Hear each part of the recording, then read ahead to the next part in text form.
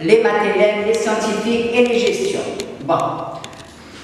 Nous continuons toujours le projet 2, l'argumentatif, avec des activités de langue. Alors, on a commencé par le lexique de l'accord et du désaccord. On a vu les verbes d'opinion. Et aujourd'hui, je passe aux indices d'opinion. Bien sûr, qui peuvent être des verbes, mais aussi des expressions. On va essayer de les retrouver ensemble dans des exemples, des phrases que j'ai relevées de textes. Ce sont des thèses que j'ai relevées de textes différents. Qui dit texte différent, dit thème différent. Je lis les phrases et ensuite on va essayer de compléter le tableau. Je lis la première phrase. Je trouve que l'Internet est une invention qui présente des bienfaits certains qu'on ne peut pas nier. B. Pour moi, l'Internet n'est qu'un monde virtuel qui nous éloigne des réalités quotidiennes. C. Nous pensons que les jeux vidéo abrutissent les jeunes qui y consacrent trop de temps. D. À mon avis, la télévision engendre la violence et réduit les contacts entre les membres de la même famille. E. Personnellement, j'estime que le portable a largement facilité la communication et a contribué aux échanges entre les hommes. Comme révision, on va essayer de retrouver dans chaque phrase d'abord le thème ensemble. Alors, je trouve que l'Internet est une invention qui présente des bienfaits certains qu'on ne peut pas nier. Donc, le thème, c'est l'Internet.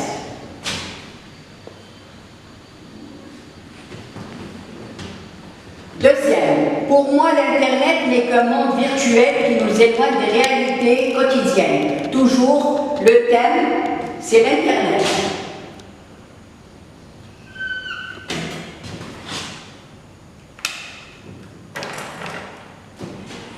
Nous pensons que les jeux vidéo abrutissent les jeunes qui y consacrent trop de temps. Les jeux vidéo. À mon avis, la télévision engendre la violence et réduit les contacts entre les hommes, les membres de la même famille. La télévision. Personnellement, j'estime que le portable a largement facilité la communication et a contribué aux échanges entre les individus, le portable. Donc déjà, on a retrouvé le thème. On parle d'Internet, des jeux vidéo, de la télévision et du portable. Ici, ce sont des thèses. Nous avons des thèses différentes. Alors, on va essayer de retrouver dans les phrases les expressions ou verbes signalant l'opinion, c'est-à-dire qui signalent que c'est une thèse. On a vu le lexique de l'accord et du désaccord, on a vu les verbes d'opinion, donc on peut les retrouver facilement. Alors, dans la première phrase, je trouve que. Donc j'ai un verbe, c'est le verbe trouver. Je trouve que. Bien.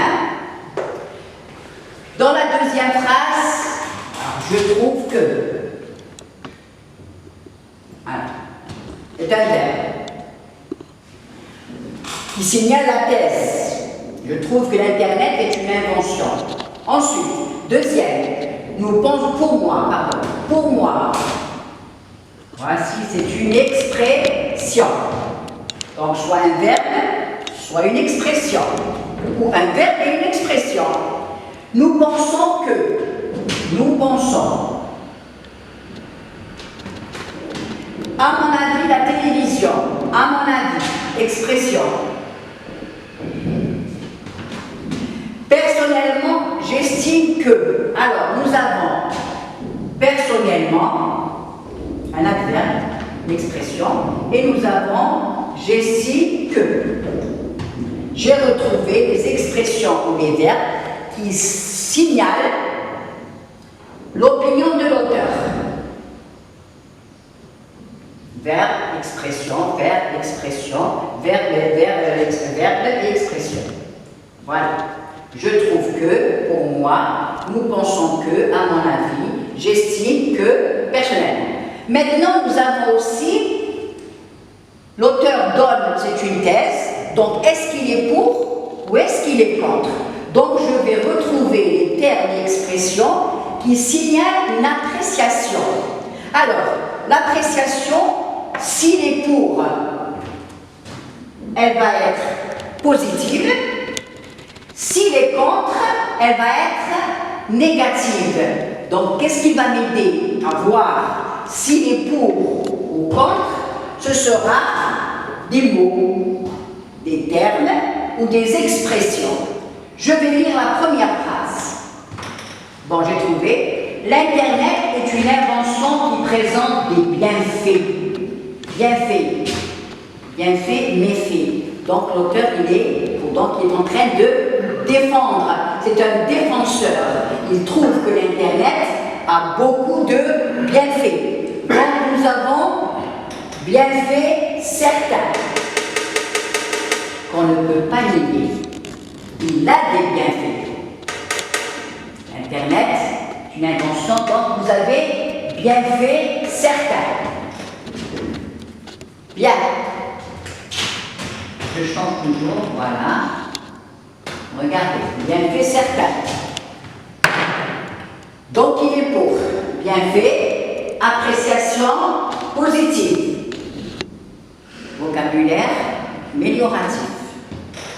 Pour moi, l'Internet n'est qu'un monde virtuel qui nous éloigne des réalités quotidiennes. Donc, un monde virtuel. Un monde virtuel. Donc, puisqu'il nous éloigne des réalités quotidiennes, donc c'est une appréciation négative. Contre. Nous pensons que les jeux vidéo abrutissent les jeunes qui y consacrent trop de temps. Alors, les jeux vidéo abrutissent, c'est le verbe abrutir, deuxième groupe. Abrutissent les jeunes, donc c'est négatif. Mais les jeunes, quels jeunes qui y consacrent trop de temps? S'ils passent trop de temps devant les jeux vidéo, ça va l'abrutir. Donc, abrutissent trop de temps, c'est négatif. Appréciation négative. Donc, il est contre. À mon avis, la télévision engendre la violence et réduit les contacts entre les membres de la même famille. Alors, vous avez le mot violence. Alors, abrutissent ici, les jeunes. Trop de temps, voilà. Donc, la violence, c'est négatif. Puisqu'elle apporte la violence, donc c'est négatif. Ensuite, réduit. Réduit, diminue les contacts entre les membres de la même famille. Voilà. Donc, négatif. Maintenant, nous avons le portable. Le portable, il a facilité la communication. Donc, c'est quelque chose de bien. Donc, c'est appréciation positive. Faciliter la communication. A contribué aux échanges entre les individus, entre les hommes, toujours positif. Donc, j'ai retrouvé ici, donc, je sais que quand je vois le vocabulaire, je vois les indices, ces indices vont m'aider à voir est-ce qu'il est pour ou est-ce qu'il est contre. Thèse, pour, c'est une thèse contre, contre, contre et pour. Et ensuite, je vais bien sûr, quand je dis les bienfaits, je vais donner deux ou trois arguments, etc. Monde virtuel, etc., etc. Donc je vais illustrer ma thèse à l'aide d'arguments bien choisis. Voilà donc pour le premier exercice. Maintenant, regardez, je vais expliquer les colonnes. Je vais expliquer les colonnes. Bon, là c'est la colonne A, et là c'est la colonne B. J'explique, hein, oralement normalement, mais puisqu'on est là, dans la colonne A, on donne les indices. Voilà les indices qui renvoient explicitement, c'est-à-dire explicite, c'est se montrer clairement, directement, se manifester directement. Regardez, pour moi, à mon avis, personnellement, donc l'auteur est explicite, il se manifeste clairement, il se montre à l'émetteur, c'est-à-dire au lecteur. Maintenant, les termes et expressions de la colonne B. Je viens de relever avec vous. Hein. C'est un lexique mélioratif. Alors, mélioratif, c'est positif. Péjoratif, c'est négatif. On l'a vu dans le texte historique. Même dans le texte historique, l'auteur fait des commentaires, quelquefois. Alors, surtout dans un texte, par exemple, dans un témoignage, il utilise un vocabulaire soit mélioratif, soit péjoratif, pour montrer, par exemple, péjoratif, pour montrer la violence des Français. Alors, le lexique mélioratif montre, les termes montrent la présence implicite. C'est avec son vocabulaire, grâce à son vocabulaire, je sais est-ce qu'il est pour ou est-ce qu'il est clair, il est contre. Implicite, contraire de l'explicite. C'est une manière de se montrer indirectement de l'émetteur, du lecteur, de l'auteur. Alors, nous avons terminé le lexique de l'accord et des accords. Défenseur, adversaire, accord, désaccord, etc. On a vu les verbes d'opinion, donc nous préparons l'expression écrite. Donc l'élève, il doit retrouver tout ce vocabulaire. Les indices d'opinion, soit l'indice, soit le verbe d'opinion, soit verbe d'opinion et indice. Regardez, personnellement, je trouve que les études servent à quelque chose, servent à se cultiver, etc. Dans la colonne, alors on a vu les articles, maintenant je vais voir, on a vu donc les indices d'opinion, les verbes d'opinion, le pour et le contre, le lexique de l'accord et des accords. Maintenant je passe aux articulateurs. Alors les articulateurs, ils ont un rôle dans un texte argumentatif. Ils ont un rôle dans un texte argumentatif et on les a aussi dans un texte historique. Articulateur, qu'on appelle aussi connecteur, logique ou chronologique. Là, je vais faire appel au connecteur logique, pas chronologique. Chronologique, c'est les dates. Alors, qu'est-ce qu'ils font ces articulateurs? Ils permettent d'introduire et de classer des arguments. Premier, deuxième, troisième argument. Ils servent à introduire des exemples. Après, je verrai, on verra après la suite. Introduire la conclusion. Montrer explicitement les rapports logiques, la cause, la conséquence, l'opposition, le but, etc. Et assurer les différentes idées ou parties du texte, par exemple la thèse et l'antithèse. Parmi ces articles, donc j'ai pris des exemples, j'ai pris quelques exemples qu'on va enrichir quand on travaillera sur des textes. Parmi ces articulateurs, il y a ceux qui servent à introduire et à classer des arguments. Alors on vous demande toujours donner 2 ou 3 arguments, donc je dois connaître les articulateurs qui vont m'aider à classer mes arguments. J'ai pris des exemples. Tout d'abord, premier, de plus, également, en outre, et puis, d'une part, d'autre part, par ailleurs, enfin, le dernier argument, on va l'ajouter, enfin.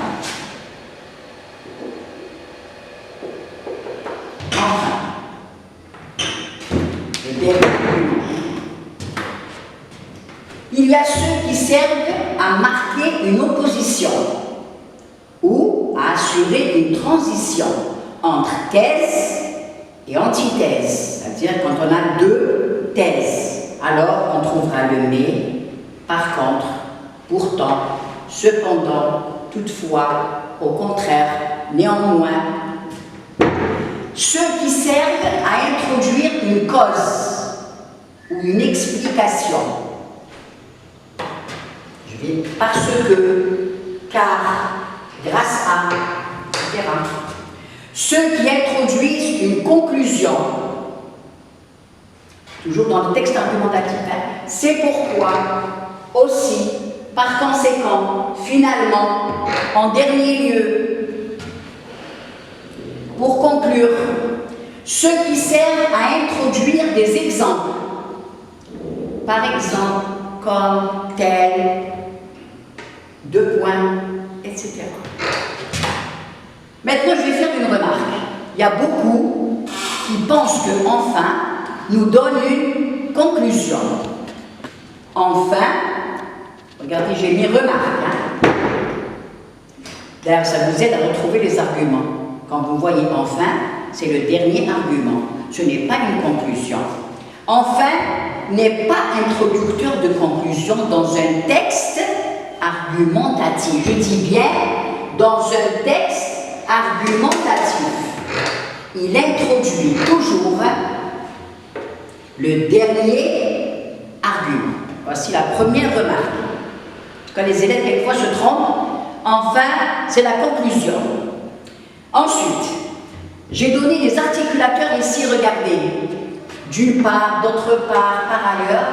Alors ces articulateurs, regardez bien, d'une part, d'autre part, par ailleurs, doivent être associés pour introduire respectivement le premier, deuxième et troisième argument. Et ensuite, enfin, comme dernier argument. Par ailleurs n'est pas le dernier. Hein. Je peux mettre après enfin. Hein. Donc, d'une part, d'autre part, par ailleurs, enfin, si vous avez choisi 4 arguments. Donc, il vaut mieux toujours les mettre ensemble. Ensuite, nous avons aussi, quelquefois on peut se tromper parce qu'il a deux sens. Il ne faut pas confondre aussi, qui introduit un résultat ou une conclusion. Et aussi, il y a le sens de également. J'ai acheté cela, aussi, etc. Hein? Après aussi, qui introduit un résultat, il y a inversion du sujet. J'ai trop travaillé, aussi vais-je me reposer cet après-midi. J'ai trop travaillé, aussi vais-je me reposer toute l'après-midi. Vous voyez, vais-je, pas je vais me reposer, vais-je me reposer. Quand il introduit un résultat. Maintenant, quand il a le sens de également, aussi, hein, j'ai acheté cela, aussi, plus cela, donc c'est également. Voilà donc pour j'ai fait quelques remarques pour éviter de se tromper, pour éviter de vous tromper. Alors, pour mieux comprendre les articulateurs, j'ai pris une application, on va dire un petit exercice qui parle de l'événement des médias. Et je vais essayer de placer mes articulateurs. Alors, j'ai mis des articulateurs à gauche, en outre, parce que, par contre, d'autre part, mais, tout d'abord, enfin, d'une part, grâce à, par exemple. Donc, j'ai des articulateurs différents, qui expriment la cause, qui expriment l'opposition, l'énumération, c'est-à-dire le classement des arguments, etc. Je lis. Avec l'avènement, l'arrivée des médias, le livre a perdu de son importance. N'est-il pas trop tôt pour se prononcer sur sa disparition? Une question, hein? Ceux qui n'aiment pas la lecture prétendent que l'acte de lire est une perte de temps, qu'on pourrait combler par un bon film, une sieste réparatrice, une discussion enrichissante ou une balade, une balade ou une balade bienfaitrice. Étant cher, dire c'est cher, le livre représente une dépense supplémentaire que le porte-monnaie ne pourrait pas supporter. À la suite, ils poussent leur hostilité jusqu'à affirmer que seuls les désœuvrés, c'est-à-dire ceux qui n'ont rien à faire, se rabattent sur le livre. Ils ne trouvent rien d'autre à faire. Les amateurs de lecture considèrent le livre comme un ami, un compagnon qui meuble leur solitude. Ils insistent sur le fait que la culture s'acquiert, cette activité enrichissante qui stimule l'esprit, aiguise l'intelligence, forge le jugement et surtout pour cela, le livre reste le grand témoin de l'histoire des hommes, des civilisations qui se sont succédées, en un mot, le témoin de l'humanité, d'après extrait de le journal Loire. Alors, regardez bien. Là, nous avons l'introduction. Voilà. Et nous avons, normalement, regardez, je vois ceux qui n'aiment pas la lecture, les amateurs de lecture. Amateurs, c'est-à-dire ceux qui aiment la lecture. Déjà, quand je lis l'introduction, je retrouve déjà les deux thèses.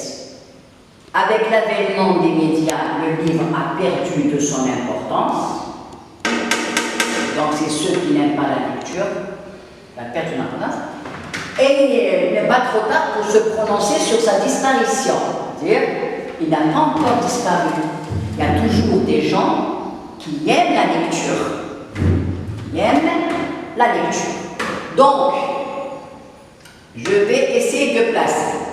Alors, avec l'avènement des médias, le livre a perdu de son importance.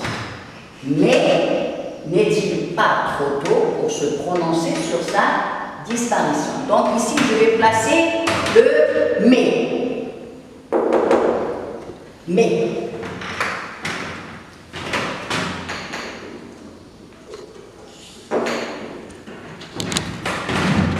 Dire qu'il y a déjà une opposition. Il y a une opposition entre les détracteurs, les opposants, les adversaires du livre et les défenseurs, les protagonistes. C'est un vocabulaire qu'on a vu déjà. Les défenseurs, les adeptes, les amateurs du livre. Regardez, j'ai retrouvé les deux parties. Ceux qui n'aiment pas la lecture, ce sont les détracteurs, les adversaires, les réfracteurs, les opposants, les antagonistes. Les amateurs, ce sont les partisans, les défenseurs, les adeptes, les protagonistes. Très bien. Donc, il y a thèse et antithèse. Thèse et antithèse. Donc, ici, regardez par quoi je vais relever. Je vais retrouver la transition. La transition, on l'a déjà vu. Donc, c'est par contre. J'ai retrouvé la transition. Très bien. Alors, par contre, c'est bon, mais. Dans l'introduction, j'ai retrouvé mais. Dans le texte, thèse, transition, antithèse. Maintenant, je vais commencer par placer mes articulateurs. Ceux qui n'aiment pas la lecture prétendent. Alors, je vais avoir combien d'arguments? J'ai l'acte de lire qui est une perte de temps, qu'on peut remplacer par un bon film. Le livre aura des dépenses supplémentaires et ils poussent leur hostilité jusqu'à affirmer que seuls les désœuvrés se rabattent sur le livre. Alors, je vais commencer. Ceux qui n'aiment pas la lecture prétendent d'une part, d'une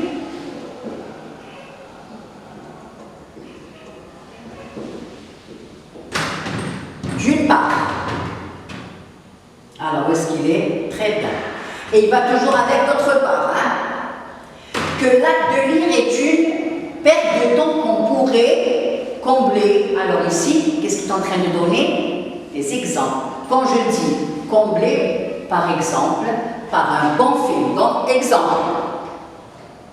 Très bien.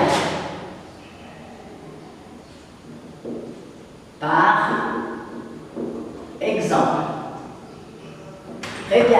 Alors, perte de temps qu'on pourrait, alors pourrait ici c'est le verbe pouvoir au conditionnel, un modalisateur, qu'on pourrait combler, par exemple, par un bon film, une sieste réparatrice, une discussion enrichissante ou une balade bienfaitrice. Voilà, c'est promenade.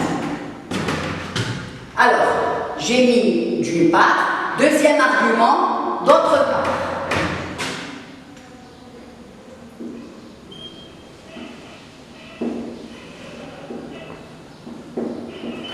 Très bien. D'autre part, c'est ce que je viens de dire comme remarque, d'une part, d'autre part, il faut toujours les mettre ensemble.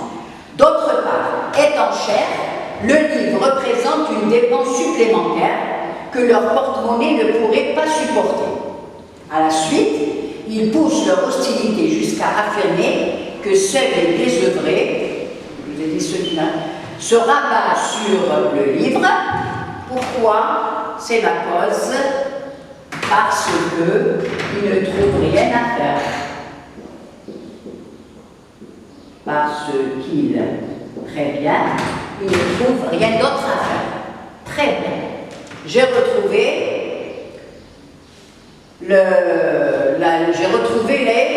les articulateurs, d'une part, d'autre part. Ici, c'est la cause, parce que, car, par exemple, très bien. J'ai retrouvé mes articulateurs. Par contre, transition, antithèse. Les amateurs de lecture considèrent, premier argument, tout d'abord,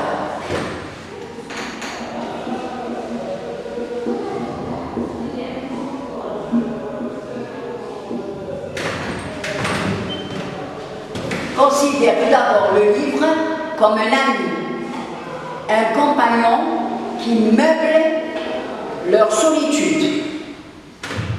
C'est bon. Deuxième argument, en outre,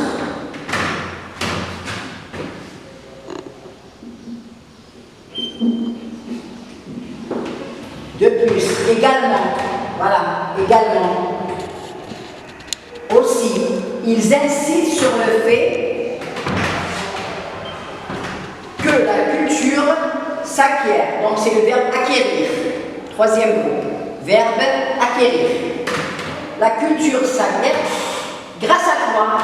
Grâce à cette activité, la lecture. Grâce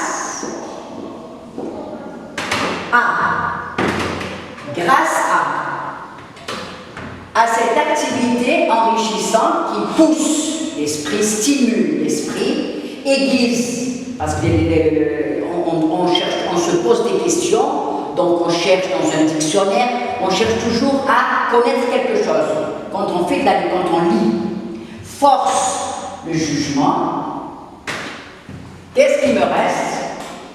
Alors, qu'est-ce qui me reste? En outre, dans d'autres part, c'est qu'on a pris. Très bien. Enfin, et surtout, voilà le dernier argument. Enfin, et surtout, insistance, hein, j'insiste. Enfin et surtout, pour cela, alors cela ici c'est un substitut grammatical qui remplace les amateurs, les défenseurs. Pour cela, le livre reste le grand témoin de l'histoire des hommes, des civilisations qui se sont succédées. En un mot, le témoin de l'humanité. Et j'ai retrouvé les articulateurs ou encore mes connecteurs. Voilà donc pour les articulateurs. Nous, on vous demande toujours quelle est votre opinion sur un thème et ensuite appuyé à l'aide de 2 ou 3 arguments bien choisis. Donc vous aurez toujours besoin de 3 articulateurs. D'abord, de plus, enfin, d'une part, d'autre part, enfin, etc. Maintenant, illustrez au moins un argument avec un exemple. Vous aurez tel, comme, par exemple, etc. Donc vous avez votre indice d'opinion. J'affirme, je pense, je juge, je suis convaincu, pour donner votre opinion. Ensuite, vos arguments, vous aurez des articulateurs, des arguments illustrés par 1 ou 2 exemples. Maintenant, je passe demander au modalisateur, à la modalisation. Aussi bien dans le texte argumentatif, dans le texte historique, on va retrouver les modalisateurs. Les modalisateurs. Alors, j'ai essayé de reprendre, pour ceux qui ne savent pas ce que c'est qu'un modalisateur, je vous ai donné une petite définition. Les modalisateurs sont les marques du jugement du locuteur, de la personne qui parle. L'expression de sa subjectivité. Il est subjectif, il va donner son avis. Donc il va faire appel à des modalisateurs. Il va y avoir des indices, il va y avoir des modalisateurs, etc. Maintenant, les modalisateurs appartiennent à des catégories grammaticales variées. Un modalisateur n'est pas toujours un verbe. Il peut être un nom, il peut être un adjectif, une expression, un adverbe, des verbes. Maintenant, quand je dis des verbes, soit par leur sens, ils sont sembler, pouvoir, croire, juger, soit par un mode, c'est le conditionnel. Un verbe, j'ai pris un verbe, pourrait, hein? Verbe au conditionnel, c'est un modalisateur. Maintenant, vous avez des commentaires. Des commentaires. Alors, les commentaires, ça peut être un vocabulaire mélioratif ou appréciatif ou positif. On l'a vu dans l'exercice que je viens de voir. Hein? Appréciatif, pour porter un jugement de valeur, pour exprimer un point de vue positif, valorisant. Valorisant, il vient de valeur. Maintenant, on emploie un vocabulaire péjoratif ou dépréciatif ou négatif pour exprimer un point de vue négatif, dévalorisant, valorisant, mélioratif, dévalorisant, péjoratif. D'ailleurs, on vous demande quelquefois, au baccalauréat, relever un terme, relever deux termes qui se rapportent, par exemple, aux deux substituts lexicaux, alors péjoratif ou appréciatif. J'ai pris une application ici, qu'on va travailler ensemble. D'ailleurs, j'ai dit, regardez, j'ai pris un texte très court, hein, son dénoncé. Dans ce texte, l'auteur défend la paix et montre que la guerre est ravageuse. Relevons ensemble les mots et expressions qui montrent son implication. Alors, s'il n'y a pas le jeu, il n'y a pas le pour moi, donc c'est sûrement des commentaires. Je vais retrouver le vocabulaire. Et là, regardez, je reprends ici avec vous, si vous n'avez pas compris. Quand je dis des noms, Didouche Morat, un héros de la Révolution. Le mot héros. Vocabulaire amélioratif. Victoire, c'est un nom.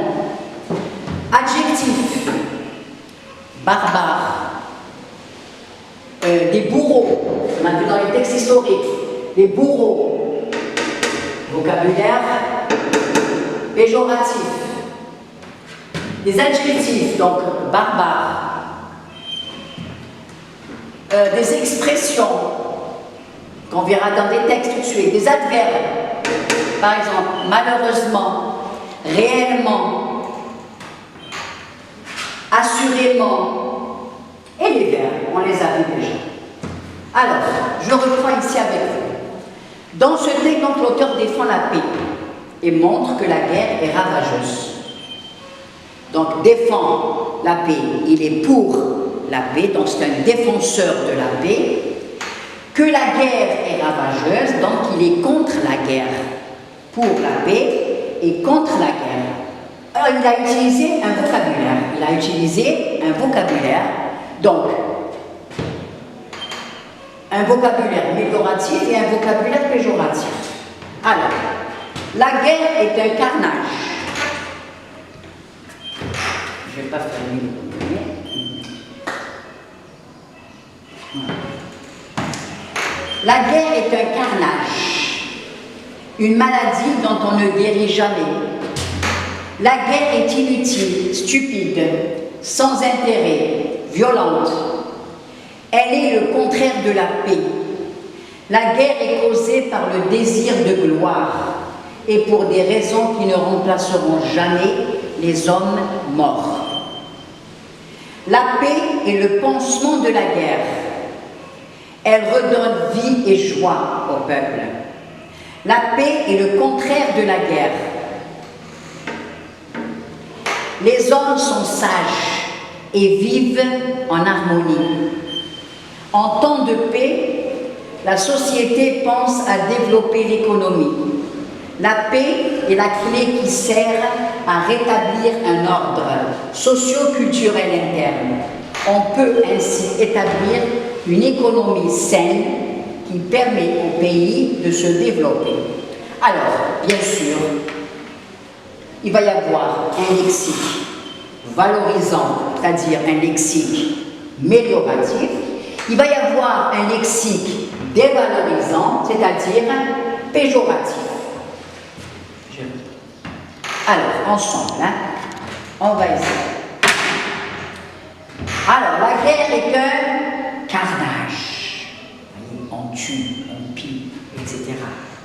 Donc, vous avez, alors là, je vais souligner avec un trait, et là, je vais souligner avec 2 traits.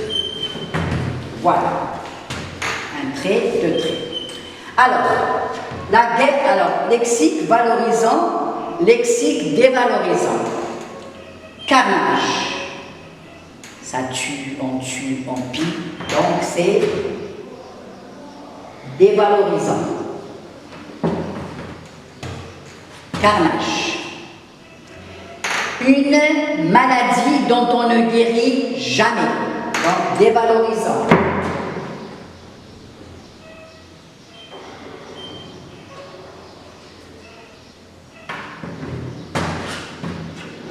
La guerre est inutile, stupide, sans intérêt, violente. Vous avez vu les commentaires. Des noms, adjectifs, expressions, adjectifs, des modalisateurs.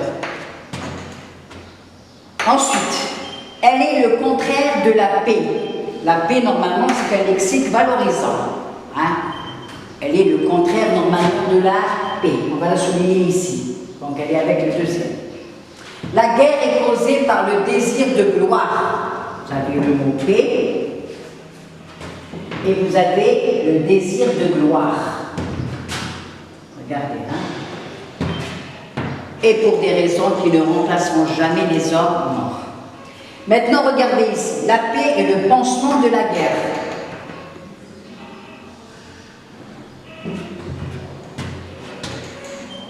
C'est le pansement. Elle redonne vie, la vie, joie au peuple. La paix est le contraire de la guerre. Donc ici, il défend la paix et montre que la guerre, donc, c'est clair. La paix, on l'a souligné déjà, voyez, puisqu'on parle de paix et de guerre. La paix est le contraire de guerre. C'est comme ici la guerre est contraire. Mais je peux même, regardez, je vais l'enlever ici, comme ça vous ne verrez pas, puisque je parle de paix et de guerre. Les hommes sont sages, vivent en harmonie. Très bien. Vivent en harmonie. En temps de paix, voilà le mot paix toujours, la société, on va mettre juste la paix comme ça, on va les entourer. Voilà. Paix et guerre. Là, c'est elle, c'est la guerre. Substitut grammatical qui remplace la guerre.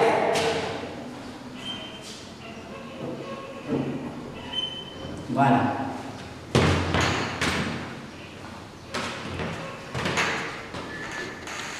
Ensuite, en temps de paix, la société pense à développer.